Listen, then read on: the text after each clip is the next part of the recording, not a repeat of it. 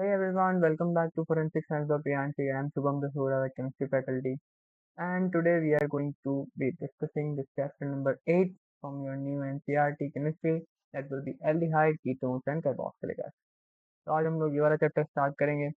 देखो, chapter number 7 तक हम लोगों ने ऑलरेडी सारा डिस्कस कर लिया है। अगर आपने वो नहीं देखा है तो पहले आपको उसको देखना चाहिए। सारा सब कुछ रिविजन वन शॉट वीडियोस आ ही रहे हैं। तो इस चैप्टर में हम लोग क्या क्या पढ़ेंगे? सबसे पहले जनरल इंट्रोडक्शन पढ़ेंगे। ये ऑर्गेनिक केमिस्ट्री में सारा पैटर्न ऐसा ही रहेगा। पहले जनरल इंट्रोडक्शन, फिर नोमेनक्लेचर, फिर स्ट्रक्चर, मेथड्स ऑफ प्रिपरेशन और फिर रिएक्शन। ठीक है। फिजिकल और केमिकल प्रॉपर्टीज, तो फिजिकल प्रॉपर्टीज में तो उसका मेल्टिंग पॉइंट, बॉइलिंग पॉइंट वगैरह आ जाता है। फिर केमिकल प्रॉपर्टीज में उसकी रिएक्शंस आ जाती है। फिर उसके यूजेस आ जाते हैं। तो यहाँ तक एल्डिहाइड कीटोन्स हो गया। उसके बाद कार्बोक्सिल एसिड एसिड के लिए भी सेम चीजें कर लें। ठीक है, स्टार्ट करते हैं। इंट्रोडक्शन। तो देखो, एल्डिहाइड और कीटोन क्या होता है ये बताने की रिक्वायरमेंट वैसे तो है नहीं। अब एल्डिहाइड का स्ट्रक्चर में RCHO फंक्शनैलिटी होती है इस तरीके से, और कीटोन उसमें से थोड़ा ही डिफरेंशिएट करता है। इसमें हाइड्रोजन को रिप्लेस किया जाता है एक एल्काइल ग्रुप से, तब वो कीटोन बन जाता है। ठीक है। अब फिर इसमें एक और आ जाता है। अगर ये R को रिप्लेस करके OH लगा दिया जाए तो वो क्या बन जाता है? कार्बोक्सिलिक एसिड ग्रुप बन जाता है। फिर कार्बोक्सिलिक एसिड में अगर OH को रिप्लेस करके हेलोजन लगा दिया जाए तो वो एसाइल हेलाइड बन जाता है। इसका एक अच्छा एग्जाम्पल इस तरीके से दिया जाता है बहुत सारे, जिसको हम लोग फिडेल क्राफ्ट एसाइलेशन में यूज करते हैं। This is acetyl chloride. Okay, ये वाला। फिर उसके बाद अमाइड हो जाता है जब इसको NH2 से रिप्लेस कर दिया जाए। ठीक है। इसी को हम लोग आगे चल के पेप्टाइड केमिस्ट्री में भी देखते हैं। जब हम बायोमोलिक्यूल्स वाला चैप्टर पढ़ेंगे तो उसके अंदर ये वापस आएगा। फिर NH2 की जगह अगर OR आ गया तो उसको बोलते हैं हम लोग एस्टर। और इसी की जगह अगर ये पूरा ग्रुप आ गया तो उसको बोलते हैं एनहाइड्राइड। ये एनहाइड्राइड भी थोड़ा सा इंटरेस्टिंग है। एनहाइड्राइड लिंकेज इसको बोलते हैं। कार्बोनिल ऑक्सीजन और कार्बोनिल लगातार ऐसे आ जाए, कार्बोनिल ऑक्सीजन कार्बोनिल। ठीक है, इसको बोलते हैं एनहाइड्राइड। बहुत ज्यादा रिएक्टिव होता है। रिएक्टिविटी के ऑर्डर में सबसे आगे एसाइल हैलाइड आता है, उसके बाद एनहाइड्राइड आता है। ये दोनों बहुत तगड़े रिएक्टिव होते हैं। फिर उसके बाद एल्डिहाइड आ जाता है, कीटोन आ जाता है। फिर एसिड और एस्टर जो है कम रिएक्टिव होते हैं थोड़े से, क्योंकि इसके अंदर रेजोनेंस चल रहा होता है। और अमाइड तो बिल्कुल ही नॉन रिएक्टिव टाइप का चीज होता है। अब बात करें तो दोस्तों नोमेनक्लेचर और स्ट्रक्चर की। देखो, नोमेनक्लेचर करने के दो तरीके हैं। पहला तो आप इसका कॉमन नेम याद रख सकते हो। कॉमन नेम है जैसे CH3COL CHO, इसको एसिटाल्डिहाइड बोलते हैं। अब बेंजीन के ऊपर CHO लगा हुआ है तो इसको हम लोग बेंजाल्डिहाइड बोलते हैं। ऐसे ही नॉर्मल सब्स्टिट्यूशन भी लगा हुआ है तो अल्फा, जैसे ये कार्बोक्सिल ग्रुप है, इसके पास वाले कार्बन को अल्फा नाम दे दिया, फिर बीटा, फिर गामा, ऐसे करके। तो कहीं पे भी सब्स्टिट्यूशन लगा हुआ है तो हम उसको उसके पोजीशन के रिस्पेक्ट में बता सकते हैं। फिर एक ये बहुत अच्छा मॉलिक्यूल है एसीटोन, CH3COCH3। फिर एक ये मैंने लास्ट क्लास में भी डिस्कस किया था, बेंजीन के ऊपर CH3 आ जाए उसको एसिटोफिनोन बोलते हैं। अगर COCET आ जाए तो उसको प्रोपायोफिनोन बोलते हैं। और अगर बेंजीन के ऊपर COPH आ जाए तो उसको बेंजोफिनोन बोलते हैं। इसके बारे में ना इस बार नीट में एक बार क्वेश्चन पूछ किया था कि इसको बेंजीन से कैसे बनाऊंगा। अगर बेंजीन से आपको यहाँ पहुंचना है तो आप कैसे पहुंचोगे? तो सिंपल है, फ्रिडल क्राफ्ट एसाइलेशन से। नेक्स्ट कॉलम टाइप का क्वेश्चन था कुछ तो उसमें ये दिया हुआ था। फ्रिडल क्राफ्ट एसाइलेशन कर लेंगे हम लोग इसके साथ और हमको बेंजोफिनोन मिल जाएगा। IUPAC नेम की बात करूं, जैसे एसिटाल्डिहाइड हमने इसको बोला था, इसका IUPAC नेम इथेनॉल है। ठीक है। अब इसमें तो नोमेनक्लेचर का नॉर्मल रूल फॉलो कर दो, 5 6 1 2 3 4। अच्छा, पहला कार्बन तो एल्डिहाइड का खुद का है ना, 1 2 3 4 5 6 7, तो हेप्टेनॉल हो गया। 3 पे मिथाइल जुड़ा हुआ है, 4 पे ब्रोमो जुड़ा हुआ है। सिंपल सा नोमेनक्लेचर का तरीका है और कुछ खास इसमें है नहीं। एक ही अच्छा क्वेश्चन है, जब एल्डिहाइड और कीटोन दोनों आ जाएं तो पहले टर्मिनल वाला एल्डिहाइड को प्रायोरिटी मिलेगी। तो 1 2 3, अब 3 पे कीटो या फिर ऑक्सो दोनों लिख सकते हो आप, तो 3 ऑक्सो पेंटेनल इसका नाम हो जाएगा। ठीक है। फिर एक और ये अच्छा सा थोड़ा सा एग्जाम्पल है, जिसमें आपको ना ऐसे सिमिलर टाइप के फंक्शनल ग्रुप दे दिया। ये मैंने अल्कोहल के नोमेनक्लेचर में भी सिखाया था कि जब इस तरीके का नोमेनक्लेचर आ जाए, एग्जाम्पल आ जाए, तो क्या नंबरिंग दूंगा? तो 1 2। हम किसी को ऐसे परफेक्ट प्रायोरिटी नहीं दे सकते, तो इसमें भी ये किया गया है। 1 2 3 प्रोपेन ट्राई कार्बाल्डिहाइड, इस तरीके से इसका नाम दिया जाता है।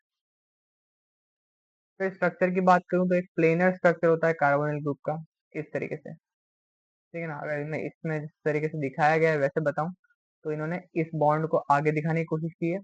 इस बॉन्ड को पीछे दिखाने की कोशिश की है और डबल बॉन्ड ओ को ऐसे प्लेन में दिखाने की कोशिश करी है।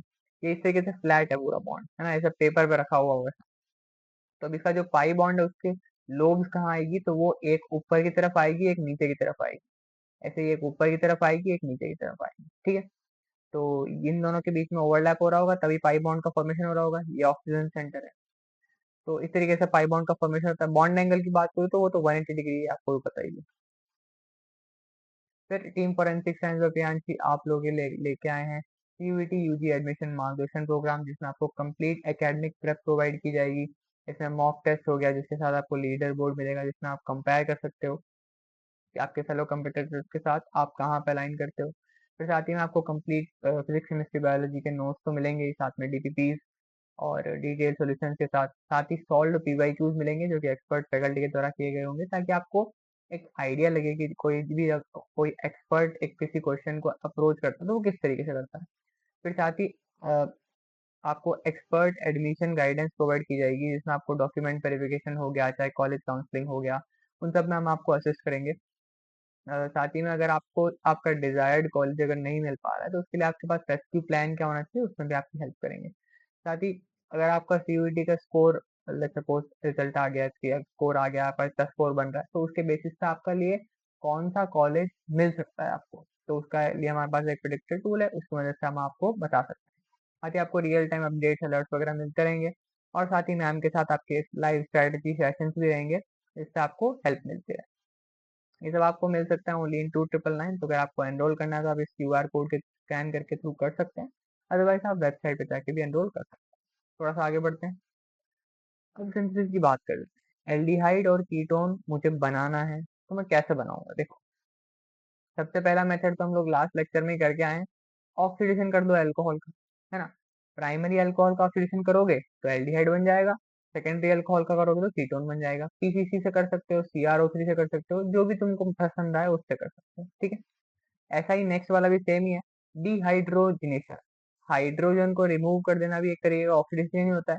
बस ये है कि इसके लिए हम लोग कैटलिस्ट यूज कर लेते हैं, वो H2 प्लस, सॉरी H2 नहीं, इसके अंदर हम लोग कॉपर और हीट वाला जो रिएक्शन है उसकी बात करते हैं। कॉपर ले सकते हो, सिल्वर ले सकते हो, साथ में थोड़ी सी हीटिंग कर दो, तो वो ऑक्सीडाइज हो जाता है, ठीक है।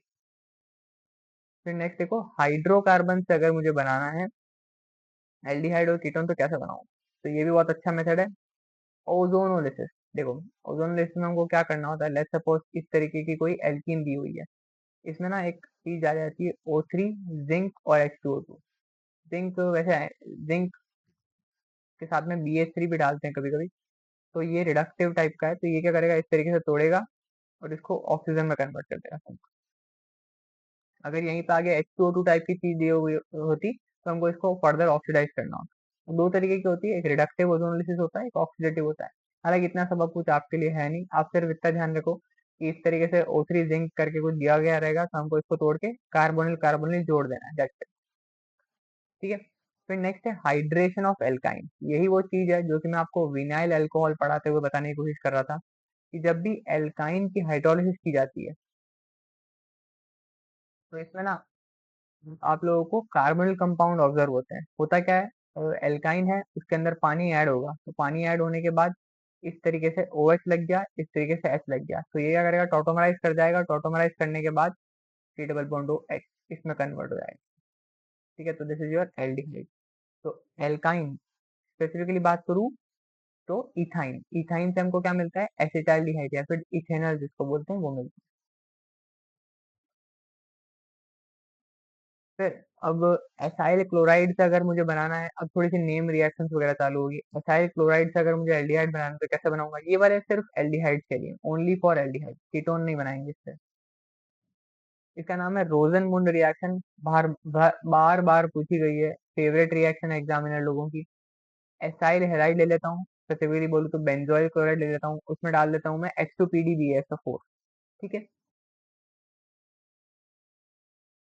इसमें डाल देता हूँ मैं H2in PdBsO4, तो इससे क्या बन जाएगा, बेंजाल्डिहाइड का फॉर्मेशन हो जाएगा। एग्जामिनर ना क्या करता है, ऐसा तीन चार रिएक्शन लिख के दे देगा और बोलेगा इनमें से बेंजाल्डिहाइड किससे नहीं बनेगा, ऐसा भी पूछ सकता है वो आपसे। इसलिए आपको ये सारे प्रिपरेशन मेथड ना देख के जाने हैं, ताकि अगर एग्जामिनर ऐसा दे दे क्वेश्चन तो आप उसको डायरेक्ट टैकल कर पाओ।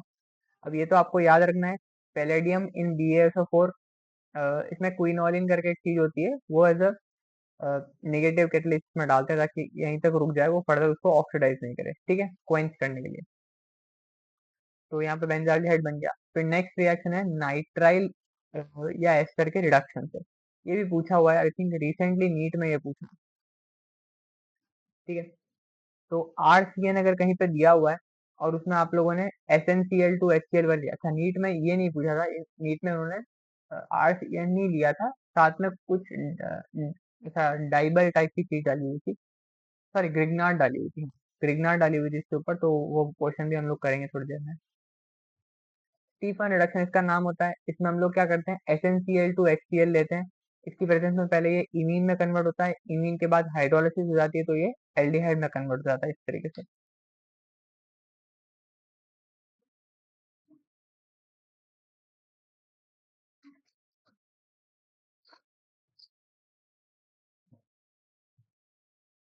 ठीक है, इसका नाम इम्पोर्टेंट थोड़ा सा स्टीफन रिडक्शन, क्योंकि आप लोग भूल जाते हो। साइनाइड से डायरेक्ट किस में कन्वर्ट कर दिया, एल्डिहाइड से। साइनाइड तो पता है ना, R-C ट्रिपल बॉन्ड है। फिर यहीं पे वो एग्जांपल आ जाता है डाइबल में, जो कि अभी देखो इंपॉर्टेंट है, ये वाला भी आप लोग गलत भूल जाते हो बहुत बार। डाइबल क्या होता है, तो डाई आइसो ब्यूटाइल एल्यूमिनियम और हाइड्रोजन, समझ रहे हो, diisobutyl aluminium hydride, DIBAL इसका नाम होता है, डाइबल एक्स। तो ये क्या करता है, इसके ऊपर अटैक करता है और फिर फर्दर इसको रिड्यूस करके एल्डिहाइड में कन्वर्ट, ठीक है।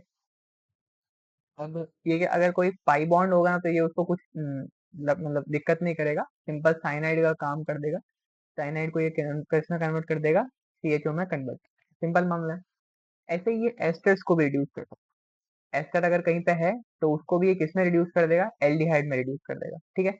ये वाला पार्ट थोड़ा सा इंपॉर्टेंट, क्योंकि ये वाली रिएक्शन ना बहुत सारे बच्चे देखते हैं जब, डाइबल एच वाली, और इसका एग्जामिनर जा सकता है तो फायदा उठा सकता है यहाँ से, क्योंकि अब ना वो रिपीटेड क्वेश्चन से बहुत पूछ चुका है, तो हो सकता है अगर कहीं से नया क्वेश्चन डालना हुआ उसको, तो वो यहाँ से उठा के डाल सकता है कि एस्टर को डाइबल एच रिड्यूस कर सकता है तो किस में कन्वर्ट करेगा, एल्डिहाइड में कन्वर्ट करेगा, ठीक है।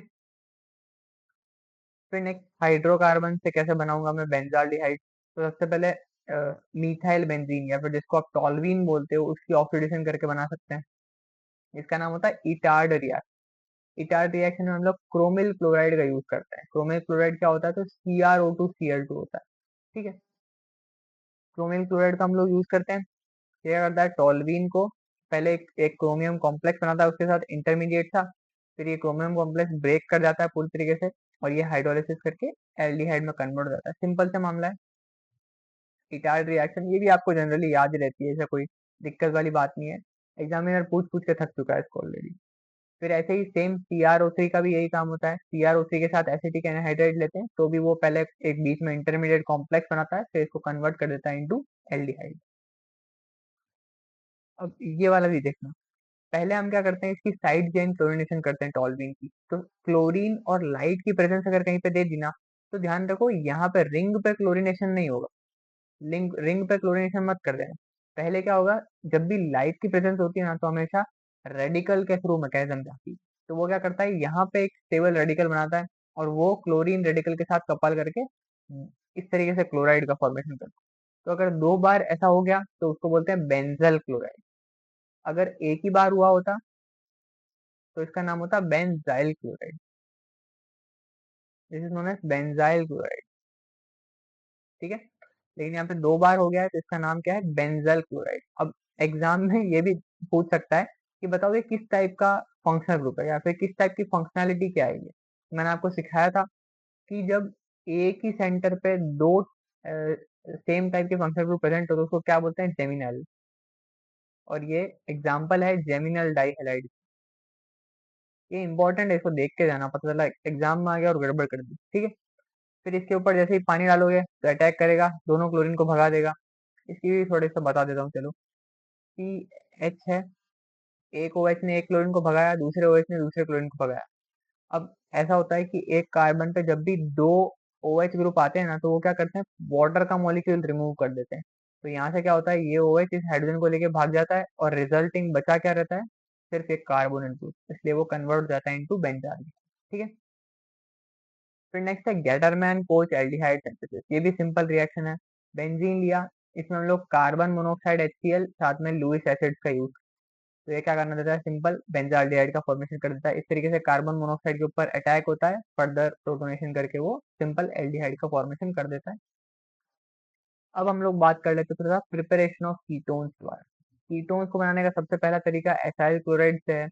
अब इसमें कैडमियम क्लोराइड का यूज करके पहले हम लोग R2CD का फॉर्मेशन करते हैं। होता क्या है, हमारे पास क्रिग्नार्ड रिएजेंट होता है। क्रिग्नार्ड रिएजेंट जब कैडमियम के साथ रिएक्ट करता है तो पहले इस तरीके से डाई एल्काइल कैडमियम का फॉर्मेशन करता है। ये डाई एल्काइल कैडमियम क्या करता है, इस RCOCl पे अटैक कर सकता है और ये फॉर्मेशन कर सकता है कीटोन। ये इस तरीके से कीटोन्स का फॉर्मेशन सिंपली कर देगा। ये वाली जो रिएक्शन थी ये पूछी गई थी नीट में अभी रिसेंटली, 2025 या 24 इस तरीके से पूछी गई थी। एग्जैक्ट क्वेश्चन बोलूं तो ये था, इस पे डाला हुआ था RMgH, या फिर एग्जैक्ट बोलूं तो CH3 डाला हुआ था। फिर इसमें पूछा था बताओ प्रोडक्ट क्या बनेगा। ठीक है। तो ये क्या करता है, दोनों को अटैक कर देता है, इसको भी अटैक कर देता है साथ ही इसको भी अटैक कर देता है। तो ये तो अल्कोहल में कन्वर्ट हो जाएगा, ये किस में कन्वर्ट हो जाएगा, कीटोन में कन्वर्ट। ठीक है। ये रिएक्शन थी नीट में पूछी थी, तो वो सेम टू सेम यहाँ पे मेंशन्ड है ऑलरेडी। साइनाइड है, फिनाइल मैग्नीशियम ब्रोमाइड दिया हुआ है, अटैक करेगा और पहले ये इंटरमीडिएट में कन्वर्ट होता है, फिर ये ब्रेक डाउन करके कार्बोनिल जुड़ जाता है यहाँ पे। ठीक है। इस तरीके से कीटोन में कन्वर्ट हो जाता है। अच्छी रिएक्शन है, इसको देख के जाना थोड़ा सा, हो सकता है एग्जाम में आ जाए CUT में, क्योंकि वो जनरली नीट के पैटर्न को ही फॉलो करता है। मेरी तरफ से लिख के जाना इंपॉर्टेंट। फिर अ, ये तो एसिटाइलेशन है, simple Friedel Crafts acylation reaction, यही मैंने पूछ बोला था, ये भी नीट का ही क्वेश्चन है कि बेंजोफिनोन बनाना तो कैसे बनाऊंगा। तो बेंजोफिनोन बनाने के लिए इसकी रिएक्शन करा दो आप बेंजीन से। ठीक है, बेंजीन से इसकी रिएक्शन कराओगे तो प्रोडक्ट क्या बन जाएगा, इस तरीके का प्रोडक्ट बन जाएगा, दिस इज बेंजोफिनोन। साथ ही कैटलिस्ट तो वही एनहाइड्रस एल्यूमिनियम क्लोराइड। इसकी जगह पे एनहाइड्रस एल्यूमिनियम क्लोराइड की जगह पे बहुत सारे लोग एनहाइड्रस FeCl3 का भी यूज करते हैं, विच इज ऑल्सो करेक्ट। कोई भी लुइस एसिड चाहिए यहाँ पे तो दोनों ही करेक्ट माने जाते हैं। अब थोड़ा सा हम लोग रिएक्शंस की बात करें। ठीक है। देखो, एल्डिहाइड हो चाहे कीटोन हो, दोनों के अंदर एक प्रॉपर्टी कॉमन है कि दोनों क्या है, इलेक्ट्रोफिलिक नेचर। इनके अंदर जो ये कार्बोनिल ग्रुप है, ये क्या है, इलेक्ट्रोफिलिक है, क्योंकि इसके ऊपर डेल पॉजिटिव चार्ज आएगा। क्यों आएगा, क्योंकि ये ऑक्सीजन जो है वो डेल नेगेटिव चार्ज रखता है, इलेक्ट्रोनेगेटिविटी बहुत ज्यादा। तो होगा क्या, न्यूक्लियोफाइल इसके ऊपर अटैक करेगा। अब न्यूक्लियोफाइल के पास दो तरीके होते हैं।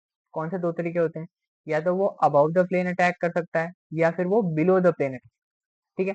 हालांकि हमको इसकी स्टीरियो केमिस्ट्री में ज्यादा जाना नहीं है, तो लेट्स सपोज कि उसने यहाँ से अटैक कर दिया। अटैक करने का जो स्टेप है वही इसका रेट डिटरमिनिंग स्टेप होता है, क्योंकि वो स्लो होता है।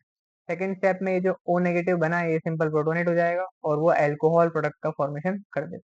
तो यही इसकी एडिशन प्रोडक्ट का मैकेनिज्म है, एडिशन रिएक्शन का मैकेनिज्म। रिएक्टिविटी की बात करूं तो एल्डिहाइड की रिएक्टिविटी हर दुनिया में कीटोन से ज्यादा ही होगी।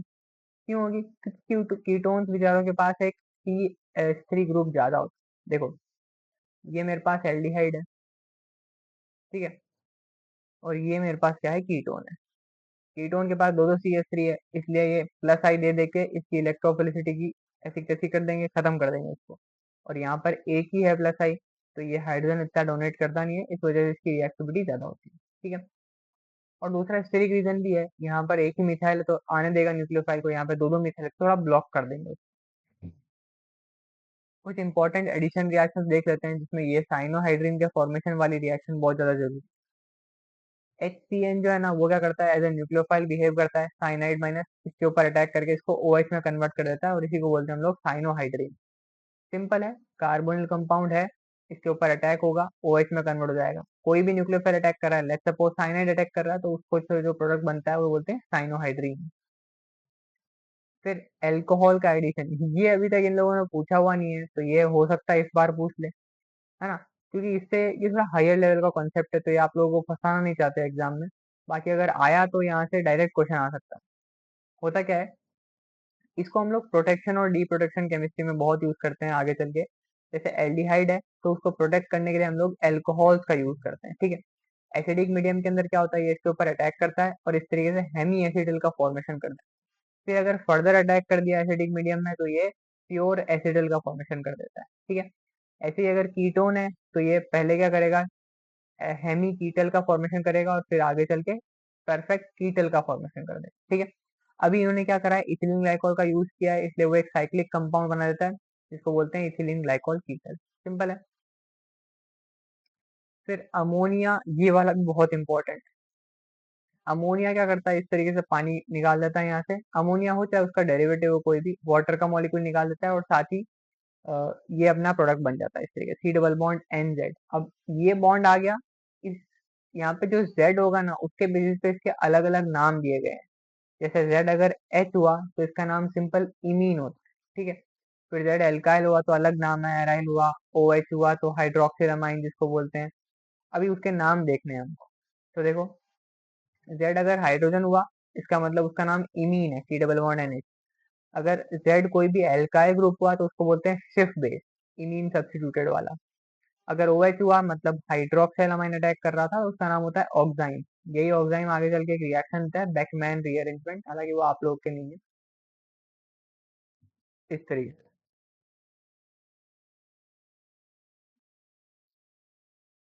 ये होता है ऑक्साइन, बोलते हैं इस चीज को, बोलते हैं ऑक्साइन, ठीक है। फिर अगर NH2 रहा इसका मतलब हाइड्रोजीन हुआ, तो NH2 जब कार्बन के साथ रिएक्ट करेगा तो क्या बनेगा, पानी निकल जाएगा यहाँ से और इस तरीके से सी डबल बॉन्ड NH2 बन जाएगा। इसको बोलते हैं हाइड्राजोन। अगर फिनाइल हाइड्रोजीन है तो फिनाइल हाइड्रोजोन बन जाएगा। 2,4-DNP है तो 2,4-DNP हाइड्रोजोन बन जाएगा। अगर सेमी कार्बाजाइड है तो सेमी कार्बाजोन बन जाएगा। यहाँ पे ना एक अच्छा क्वेश्चन आई थिंक बनता था, ये एक बार पूछा हुआ है किसी एग्जाम में तो, कि जब भी सेमी कार्बाजाइड रिएक्ट करता है ना तो सेमी कार्बाजाइड का स्ट्रक्चर थोड़ा सा इंटरेस्टिंग है, देखो। क्योंकि मैं खुद अभी इसी पे काम करता हूँ, सेमी कार्बाजाइड पे। ये देखो, सेमी कार्बाजाइड बोलते हैं। सेमी कार्बाजाइड में ना दो दो नाइट्रोजन है, एक NH2 इधर की तरफ है, एक NH2 इधर की तरफ है। तो एग्जामिनर ने ऐसा क्वेश्चन डाला था कि दोनों में से कौन सा NH2 रिएक्ट करेगा, क्या ये वाला करेगा एल्डिहाइड के साथ या ये वाला करेगा। आप लोगों को पता है, मुझे भी पता है, एक फिनोमिना होता है रेजोनेंस। ये जो लोन पेयर है रेजोनेंस के अंदर है, इसका मतलब ये ढंग से रिएक्ट नहीं कर, तो रिएक्ट कौन करेगा, ये वाला करेगा। बस इतना सा क्वेश्चन, ठीक है। तो आप देखोगे इधर भी तो उसने उसी तरफ से रिएक्ट कराया है जो कार्बोनिल वाले से दूर है। ये कार्बोनिल के पास वाला है, इसने रिएक्ट नहीं किया, इस वाले ने रिएक्ट, ठीक है। वो इंपॉर्टेंट है थोड़ा सा, इसको बोलते हैं सेमी कार्बोनिल। अब रिडक्शन की बात करूं तो अगर कार्बोनिल कंपाउंड का रिडक्शन कर दिया जाए तो वो किस में रिड्यूस हो सकते हैं, अल्कोहल में। ये करने के लिए हम लोग सोडियम बोरोहाइड्राइड का भी यूज कर सकते हैं या फिर लिथियम बोरोम एल्यूमिनियम हाइड्राइड का भी यूज कर सकते हैं, ठीक है। या फिर अगर आप चाहते हो कि मैं कैटालिटिक हाइड्रोजनेशन करूंगा, थोड़ा मेटल वगैरह का यूज करूंगा, तो उससे भी आप लोग कर सकते हो। NaBH4 थोड़ा सा वीक है तो ये सिंपल एल्डिहाइड टू की एल्कोहल वगैरह करने में काम आ जाएगा। लिथियम एल्यूमिनियम हाइड्राइड थोड़ा सा महंगा आता है और थोड़ा स्ट्रॉन्ग है। तो अगर आपके पास एस्टर है, अमाइड है, एसिड है, कुछ भी और है, तो उस सबको ये रिड्यूस कर देगा एल्कोहल के अंदर, ठीक है। नेक्स्ट अब बात करूं कि अगर आपको कार्बोनिल कंपाउंड से डायरेक्ट हाइड्रोकार्बन ही बनाना, अल्कोहल वेल्कोहल नहीं बनाना, तो आप लोग दो नेम रिएक्शन याद रखोगे। पहला है क्लेमेंसन रिडक्शन, दूसरा है वुल्फ किस्ने रिडक्शन। इसमें क्या होता है, ये कार्बोनिल पूरा ही उड़ जाता है और बचता क्या है, कुछ नहीं बचता है, सिंपल कार्बन बचता है बस, ठीक है। इस पूरे को भूल जाओ और हाइड्रोजन जोड़ दो तो क्या बचेगा, CH2। इधर भी बचेगा CH। दोनों में बस रिएजेंट अलग है। जो अपनी वो क्लेमेंसन रिडक्शन है उसके अंदर है जिंक मरकरी का अमलगम साथ में HCl। और जो अपनी वो फिक्शनल रिडक्शन है उसके अंदर है NH2 साथ में KOH, एक बेस यूज किया जाता है। वही KOH इथिलीन ग्लाइकोल सॉल्वेंट है, KOH यहाँ पे बेस है। तो ये क्या करता है, N2 उड़ा देता है और साथ ही अपना एल्केन का फॉर्मेशन कर देता है, ठीक है। तो ना भर भर के पूछी हुई रिएक्शन है। आप अब आजकल तो कोई इसमें इंटरेस्ट लेता नहीं है, बाकी पहले खूब पूछी हुई है, खूब, मतलब जितनी बार आप सोच सकते हो उससे एक दो बार ज्यादा ही पूछी गई होगी। कभी रिएजेंट पूछ लेते हैं, कभी बोल देते हैं बताओ ये रिएजेंट किस नेम रिएक्शन में यूज होता है, वगैरह वगैरह, हर एंगल से ये क्वेश्चन पूछे हुए हैं। फिर ऑक्सीडेशन की बात करूं तो देखो, एल्डिहाइड को अगर आपने ऑक्सीडाइज कर दिया तो वो सिंपल कार्बोक्सिलिक एसिड में कन्वर्ट हो जाएगा, ठीक है। अब ये आप लोग बहुत सारे अलग अलग तरीके के ऑक्सीडाइजिंग एजेंट है, जैसे नाइट्रिक एसिड है, KMnO4 है, K2Cr2O7 है, या फिर अगर आपने माइल्ड भी ले लिया जैसे टॉलन ले लिया, फैलिंग ले लिया, तो भी वो इस कन्वर्जन को दे देते हैं, ठीक है। लेकिन कीटोन के साथ ऐसा नहीं है, कीटोन के साथ ऐसा नहीं है, क्योंकि कीटोन बेचारा ऑक्सीडाइज होने के बाद स्टेबल नहीं रह पाता, तो वो क्या करेगा, ब्रेक करेगा। इस तरीके से अगर कीटोन है तो वो ब्रेक करता है, और हमको यहाँ पे अलग अलग एसिड्स मिलते हैं। और ये ब्रेक ऐसे डायरेक्ट नहीं करता, वो स्पेसिफिक कंडीशंस में ब्रेक करेगा, हाई टेम्परेचर देना पड़ेगा, स्ट्रॉन्ग ऑक्सीडाइजिंग एजेंट देने पड़ेंगे, तब जाके वो ब्रेक करेगा। ये इस तरीके से ब्रेक करना, देखो इस तरीके से भी ब्रेक कर सकता है, इस तरीके से भी ब्रेक कर सकता है। अगर यहाँ वाला ये वाला बॉन्ड टूटा तो ये C1 C2 वाले बॉन्ड से एसिड बनेंगे, अगर ये वाला बॉन्ड टूटा तो इस तरीके से एसिड बनेंगे। तो हमको मिक्सचर्स ऑफ एसिड देखने को मिलते हैं, ठीक है। अब ये आते हैं अगले स्टेप पे, जो कि है डिस्टिंग्विशिंग टेस्ट। अगर आपके पास कहीं एल्डिहाइड दिया हुआ है, साथ ही में आपके पास कीटोन दिया हुआ है, और आपको बोले कि बताओ भाई दोनों को डिस्टिंग्विश कैसे करोगे, तो सबसे पहले आप करोगे टॉलन टेस्ट, ठीक है। टॉलन रिएजेंट क्या होता है, टॉलन रिएजेंट होता है अमोनिकल सिल्वर नाइट्रेट सॉल्यूशन, ठीक है। अमोनिकल सिल्वर नाइट्रेट सॉल्यूशन, ये जो सिल्वर नाइट्रेट है उसका अमोनिफाइड वर्जन होता है, तो ये नाइट्रेट आयंस को रिप्लेस कर देता है नाइट्रेट को, और खुद वहां पे जाके बैठ जाता है। ये क्या करता है, इस RCHO को ऑक्सीडाइज कर देता है इनटू कार्बोक्सिलेट में, ठीक है। साथ ही सिल्वर खुद रिड्यूस हो रहा है, इसमें सिल्वर का क्या हो रहा है, रिडक्शन हो रहा है। तो रिडक्शन होकर सिल्वर अपनी मेटेलिक स्टेट में आ जाता है, और इसीलिए इस रिएक्शन में हमको सिल्वर PPT देखने को मिलती है, जिसको हम लोग सिल्वर मिरर भी बोलते हैं, ठीक है। तो अगर कहीं पर भी आपने टॉलन वगैरह डाला और आपको सिल्वर मिरर दिख गया, तो मतलब वो कौन सा टेस्ट दे रहा है, टॉलन टेस्ट पॉजिटिव दे रहा है, वो एल्डिहाइड होने का चांसेस पक्का पक्का है। अगर बोले कि प्रोडक्ट क्या बनेगा यहाँ से, तो प्रोडक्ट अपना बनेगा RCOO-। अगर बोले कि ऑक्सीडाइज कौन हो रहा है, तो एल्डिहाइड ऑक्सीडाइज हो रहा है। अगर बोले कि रिड्यूस कौन हो रहा है, तो सिल्वर नाइट्रेट रिड्यूस हो रहा है, किसमें रिड्यूस हो रहा है, सिल्वर में रिड्यूस हो रहा है। इस तरीके के क्वेश्चन यहाँ पे देखने को मिलते हैं। कभी कभी इसका नाम पूछ लिया गया है कि टॉलन रिएजेंट होता कौन है, तो टॉलन रिएजेंट कौन होता है, ammoniacal silver nitrate solution, that is it. Next है फेलिंग टेस्ट। अब फेलिंग टेस्ट बहुत इंटरेस्टिंग टेस्ट है। फेलिंग टेस्ट में हम क्या करते हैं, फेलिंग सॉल्यूशन बनाते हैं। अब फेलिंग सॉल्यूशन बनता है दो सॉल्यूशन से, इक्विमोलर मिक्सचर लेना होता है दोनों का। तो दोनों में से पहला सॉल्यूशन कौन सा है, फेलिंग ए, दूसरा सॉल्यूशन है फेलिंग बी, ठीक है। अब देखो, फेलिंग ए कौन होता है, ये नीट का क्वेश्चन है।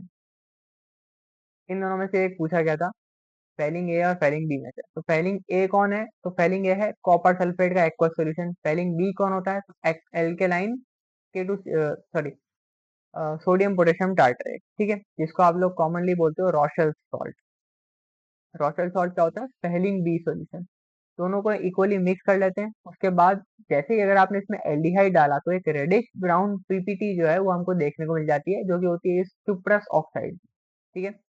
इस एल्डिहाइड जो है वो तो किस में ऑक्सीडाइज हो जाता है, RCOO- में। कॉपर जो है वो किस में चेंज हो जाता है, Cu2O में, ठीक है। इसकी इंटरेस्टिंग बात क्या है कि एरोमेटिक एल्डिहाइड है ना, वो इसका टेस्ट नहीं देते। Aromatic aldehyde will not respond, ये इसकी हाईलाइटिंग पॉइंट है, ध्यान में रखना है, ठीक है।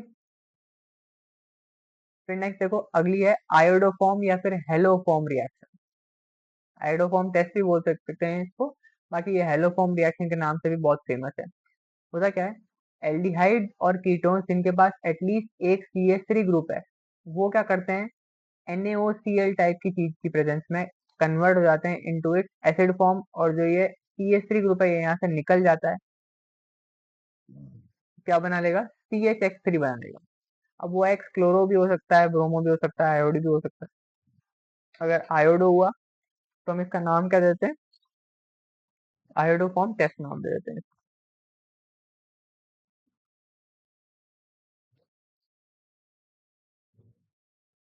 ठीक है।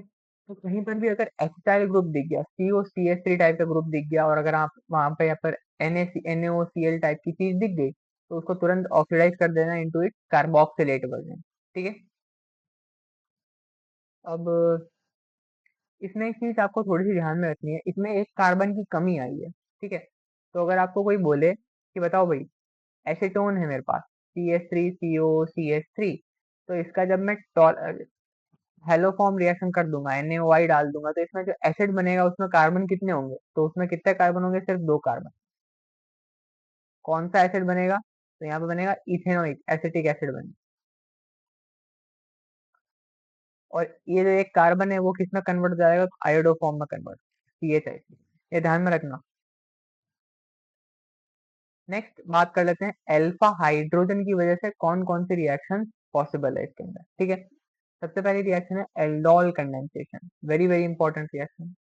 अभी रिसेंट ईयर में कोई इस पे पूछ नहीं रहा है, तो हो सकता है एग्जामिनर आपको यही पूछ से दे दे। ठीक है, एल्डोल कंडेंसेशन में क्या होता है, कार्बोनिल कंपाउंड जिनकी अल्फा पोजीशन पे हाइड्रोजन प्रेजेंट, वो क्या करते हैं, सेल्फ कंडेंसेशन रिएक्शन दे देते हैं।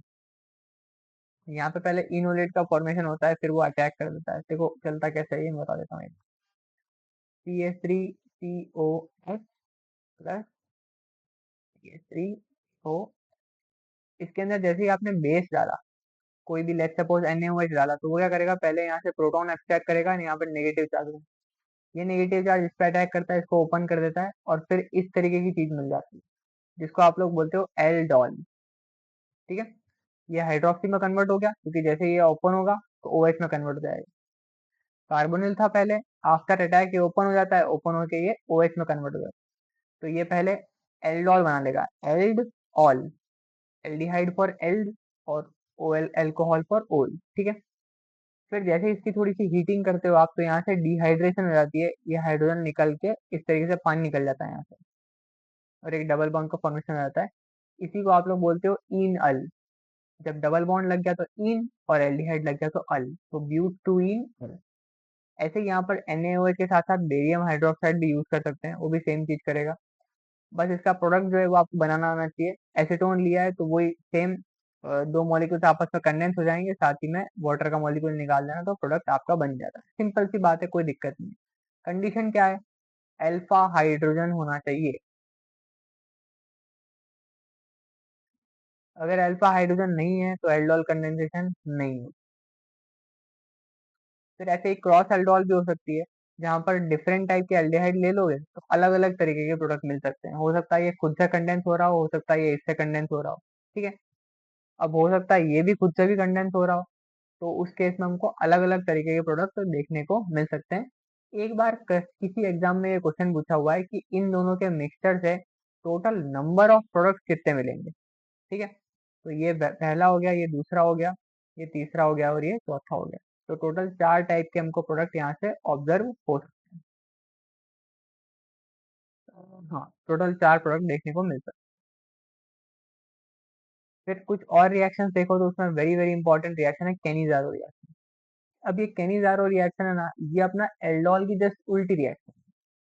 एल्डोल कंडेंसेशन क्या बोलता है कि अगर अल्फा हाइड्रोजन नहीं है, सॉरी अल्फा हाइड्रोजन है तभी वो जाएगा। और कैनिजारो बोलता है कि अगर आपके पास अल्फा हाइड्रोजन नहीं है तभी मैं जाऊंगा। अल्फा हाइड्रोजन जिसके पास भी नहीं होता है, अगर आपने उसको किसी कॉन्सेंट्रेटेड बेस के साथ ट्रीट कर दिया, तो वहां पर हमको एक सेल्फ डिसप्रोपोर्शनेशन रिएक्शन या फिर सेल्फ ऑक्सीडेशन रिडक्शन रिएक्शन देखने को मिलती है, जहाँ पर एक ही मॉलिक्यूल का ऑक्सीडेशन भी हो रहा होता है और रिडक्शन भी हो रहा होता है। एल्डिहाइड का एक मॉलिक्यूल अल्कोहल में कन्वर्ट हो जाता है, एक मॉलिक्यूल एसिड में कन्वर्ट हो जाता है, तो ये तो क्या हो गया ऑक्सीडेशन, और ये क्या हो गया रिडक्शन। इस तरीके से हमको एक रिएक्शन देखने को मिलती है। ठीक है, जैसे बेंजाल्डिहाइड था, आपने इसकी कैनिजारो करा दी। अब आप बोलोगे सर बेंजाल्डिहाइड कैनिजारो क्यों दे रहा है, बेंजाल्डिहाइड के पास क्या अल्फा हाइड्रोजन नहीं है, तो मैं बोलूंगा कहाँ है। बेंजाल्डिहाइड के पास पहले अल्फा कार्बन, ये रहा अल्फा कार्बन, तो ये अल्फा कार्बन पे तो कोई भी हाइड्रोजन है ही नहीं, इस तरफ तो कोई कार्बन ही नहीं है, इसका मतलब नो अल्फा हाइड्रोजन। एग्जाम का क्वेश्चन है, बेंजाल्डिहाइड कौन सी रिएक्शन देगा, क्या वो एल्डोल कंडेंसेशन देगा या वो कैनिजारो देगा, तो पक्का ही लिख के याद रख के आना कैनिजारो देगा। ठीक है, कन्वर्ट किस में हो जाएगा, तो एक बार रिड्यूस हो जाएगा, एक बार ऑक्सीडाइज हो जाएगा। इलेक्ट्रोफिलिक सब्स्टिट्यूशन की बात करूं तो ये इंटरेस्टिंग, कार्बोनिल कंपाउंड जो होते हैं वो क्या करते हैं, इस तरीके से इलेक्ट्रॉन डेंसिटी अपनी तरफ ड्रैग करते हैं। तो वो क्या करते हैं, ऑर्थो और पैरा पोजीशन पे पॉजिटिव चार्ज क्रिएट करता है। अगर आपने कोई इलेक्ट्रोफाइल डाल दिया तो वो कहाँ जाके अटैच होगा, पक्का ही मेटा पोजीशन पे जाके अटैच होगा। तो इलेक्ट्रोफिलिक सब्स्टिट्यूशन रिएक्शन जब भी कराई जाती है एल्डिहाइड वाले चीजों की, एरोमेटिक एल्डिहाइड की या फिर कीटोन्स की भी, तो वो हमेशा मेटा प्रोडक्ट देते हैं, ध्यान में रखना है।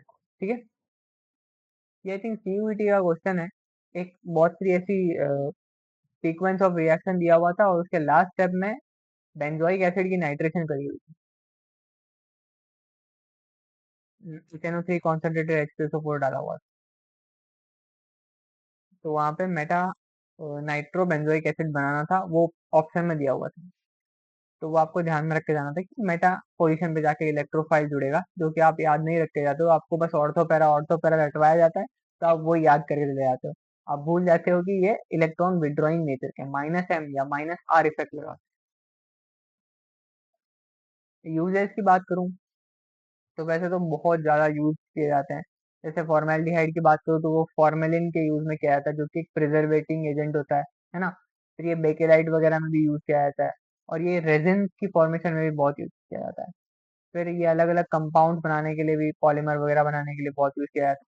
इसमें ना कोई खास इंपॉर्टेंट चीज नहीं है। एक एसीटोन का ध्यान रख सकते हो, जो वो नेल पेंट रिमूवर्स वगैरह होते हैं ना, उसमें एसीटोन का यूज किया जाता है।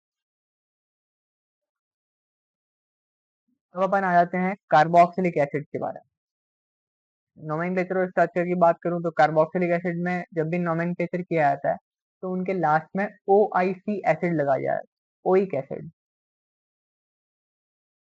ठीक है, जैसे ब्यूटेनोइक एसिड, फॉर्मिक एसिड वगैरह। ठीक है, ओइक भी नहीं लगाते तो इक लगा देते हैं, है ना। जैसे फॉर्मिक में ओइक नहीं है, इक एसिड लगा।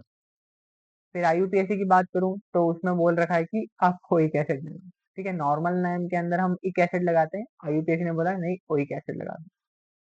जैसे फॉर्मिक एसिड का जो IUPAC नाम है ना, उसमें हम ओइक लगाते हैं, मीथेन ओइक एसिड। IUPAC ने ओइक बोला हुआ है, कॉमनली हम एक भी चला। स्ट्रक्चर की बात करूं, इस तरीके का स्ट्रक्चर होता है, रेजोनेंस से स्टेबलाइज्ड है फुल्ली, है ना, कोई दिक्कत वाली बात नहीं। Planar structure. प्रिपरेशन, ऑक्सीडेशन कर दो। पहले एल्डिहाइड की डायरेक्ट ऑक्सीडेशन करोगे KMnO4 से तो भी एसिड बन जाएगा। ठीक है, इसका नाम जोन्स रिएजेंट होता है, CrO3H2SO4। ये अभी तक पूछा हुआ नहीं है एग्जाम में कभी, तो वैसे चांसेस कम ही है, बट हो सकता है आ जाए, तो देख के चले जाना, है ना। क्रोमियम ट्राईऑक्साइड और सल्फ्यूरिक एसिड के मिक्सचर को बोलते हैं जोन्स रिएजेंट। ये बहुत तगड़ा ऑक्सीडाइजिंग एजेंट होता है, तो डायरेक्ट अल्कोहल को किस में कन्वर्ट कर देगा, एसिड में कन्वर्ट कर। अगर आपके पास एल्केन है, एरोमेटिक हाइड्रोकार्बन है, एल्काइल बेंजीन टाइप का, टॉलवीन टाइप का, तो अगर आपको उससे डायरेक्ट एसिड बनाना है, KMnO4 के बेसिक प्रेजेंस में यूज कर लो और थोड़ी सी हीट कर दो उसको, तो वो ऐसे सॉल्ट बनाएगा। सॉल्ट की जैसे ही आप प्रोटोनेशन करोगे तो वो एसिड में कन्वर्ट हो जाएगा। ठीक है, अब इसमें इंटरेस्टिंग चीज पता है क्या है, चाहे आपने यहाँ पे एक कार्बन लिया, चाहे दो कार्बन लिया, चाहे कितने भी कार्बन लिया, वो ऑक्सीडेटिव क्लीवेज करा देता है यहाँ से। ये भी पूछा हुआ है एग्जाम में, PYQ एक तरीके। जब यहाँ पर लंबी सी चेन लगी होती है कार्बन की और वो बोलते हैं कि प्रोडक्ट क्या बनेगा, तो यहाँ पर ब्रेक कर देना है सिंपल, यहाँ पर COOH बेंजोइक एसिड ही बनेगा यहाँ पे प्रोडक्ट, ध्यान में रखना है। फिर ऐसे ही अगर नाइट्राइल या फिर अमाइड दिया हुआ है, इनकी भी हम लोग हाइड्रोलिसिस करके एसिड बना सकते हैं। तो नाइट्राइल या अमाइड की एसिडिक या बेसिक हाइड्रोलिसिस कर सकते हो, पहले अमाइड बनेगा, अमाइड की फर्दर हाइड्रोलिसिस कर दोगे, अटैक करके इसको भगा के एसिड बना। जैसे इथेनमाइड है, इथेनमाइड की हाइड्रोलिसिस करोगे तो ये ब्रेक करके एसिड, इथेनॉइक एसिड बना।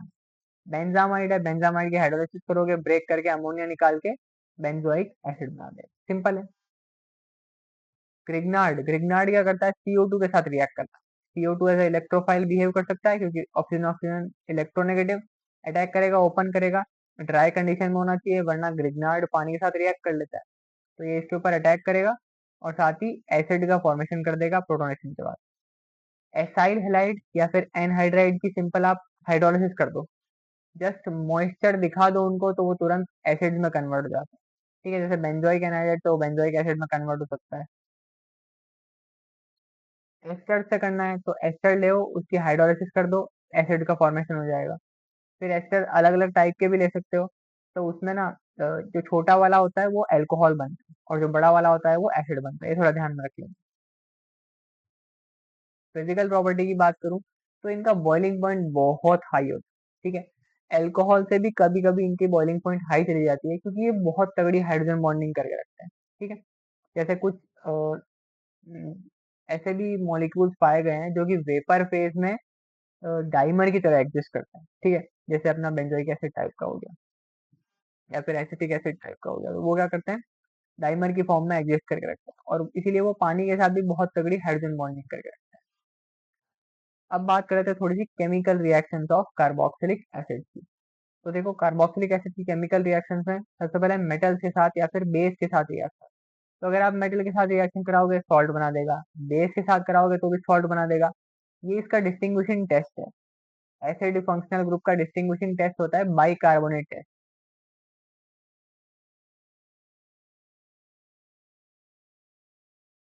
सोडियम बाइकार्बोनेट के साथ जैसे ही आप इसको ट्रीट करोगे ये CO2 की बबल उड़ाने लग जाती है।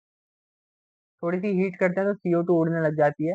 तो अगर आपके पास कोई भी ऐसे टेस्ट करने के लिए दिया हुआ होता है ना, तो वहां पे अगर एसिड है तो उसके साथ तुरंत बाइकार्बोनेट डाल के हीट करो तो CO2 उड़ने लग जाती है, ठीक है। फिनोल के साथ इसको डिस्टिंग्विश करने के लिए टेस्ट काम में आता है क्योंकि फिनोल इस टेस्ट को नहीं देता और एसिड होता तो वो इस टेस्ट को दे देता।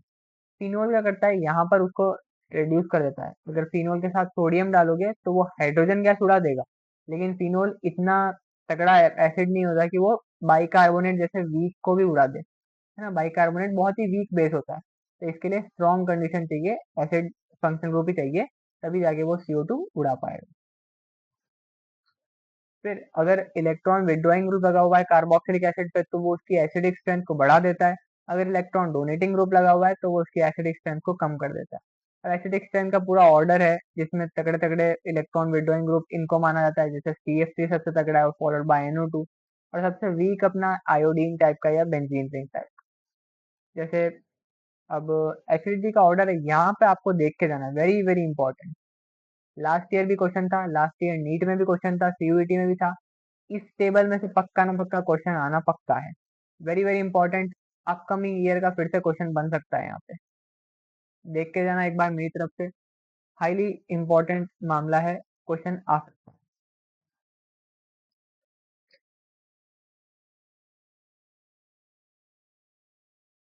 फिर देखो ये तो सिंपल मामला है, बेंजोइक एसिड दिए हुए हैं, एक बार यहाँ पे नाइट्रो लगाया हुआ है, एक बार यहाँ पे मिथॉक्सी लगाया हुआ है।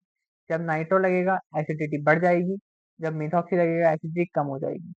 नाइट्रो लगेगा तो पीके कम हो जाएगा तो इसका मतलब एसिडिटी बढ़ रही है। मिथॉक्सी लगेगा पीके बढ़ जाएगा, इसका मतलब एसिडिटी कम हो रही है।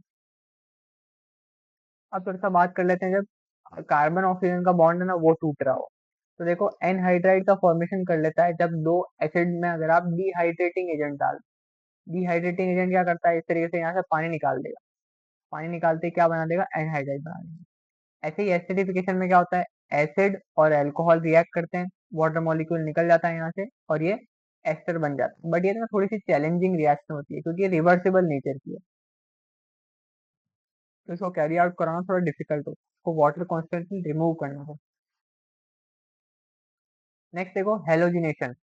एसिड लिया PCl5 लिया, RCOCl बन गया। एसिड लिया CCl3 लिया, अगेन RCOCl बन गया।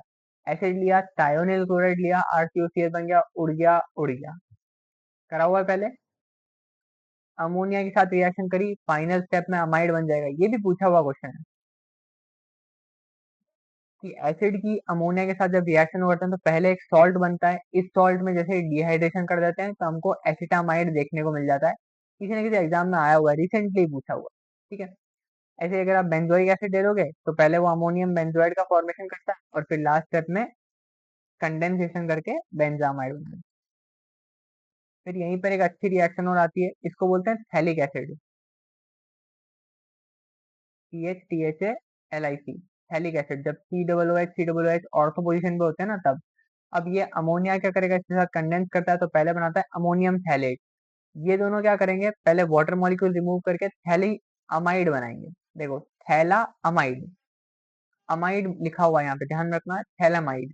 जब दोनों पोजीशन पे NH2 है, अगर आपने इसको बहुत तगड़ा हीट कर दिया तो यहाँ से क्या होगा, एक अमोनिया रिलीज हो जाएगी, और बचेगा क्या, पूरा एक साइक्लिक स्ट्रक्चर बन जाएगा। इसको बोलते हैं थैलइमाइड।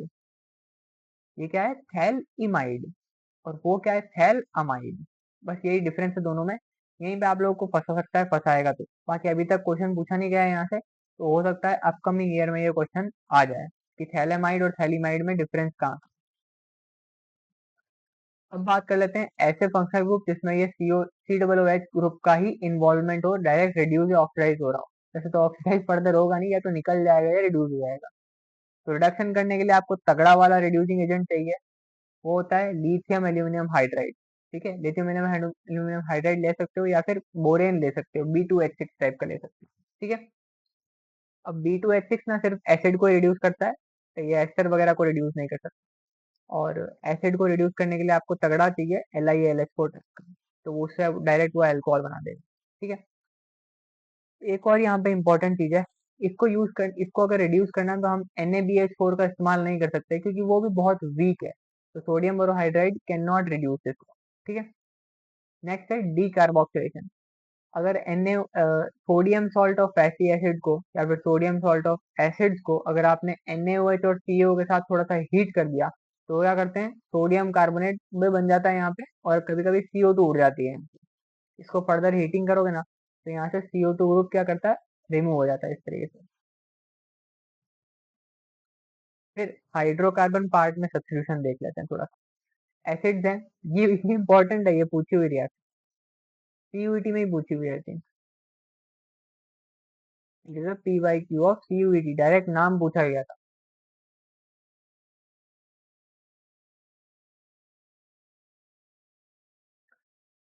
अल्फा हेलो एसिड बनाने का तरीका है यहाँ। एसिड लिया जिसकी अल्फा पोजीशन पर अगर हाइड्रोजन है, तो वो क्या करेगा, हेलोजन रेड फॉस्फोरस की कंडीशन प्रेजेंस में वो यहाँ पर हेलोजिनेशन कर देगा।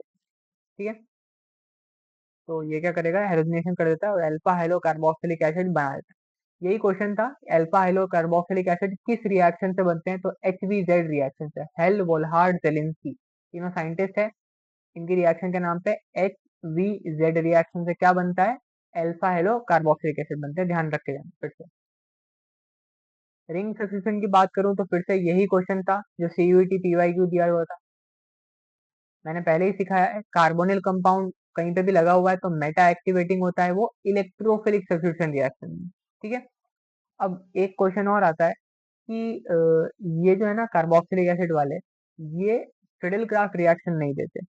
ये क्यों नहीं देते फिडेलक्राफ्ट रिएक्शन, क्योंकि ये क्या करते हैं, लुईस एसिड के साथ खुद ही रिएक्ट कर लेते हैं पहले, तो इसलिए ये फिडेलक्राफ्ट रिएक्शन नहीं देते। ठीक है,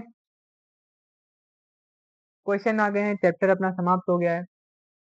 तो क्वेश्चन नंबर 1 क्या बोल रहा है, देखो, which of the following undergoes reaction with 50% sodium hydroxide solution to give the corresponding alcohol and acid. तो आप लोग एक बार ट्राई करो, क्या आंसर आएगा इसका।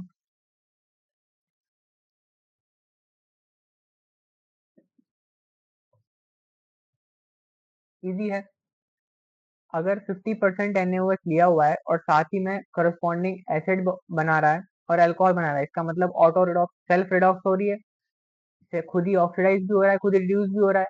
तो ऐसा कौन कर सकता है, जो एल कार्बोनिल कंपाउंड हो और जिसके पास अल्फा हाइड्रोजन नहीं हो। तो करेक्ट आंसर यहाँ से क्या हो जाएगा, बेंजोइल।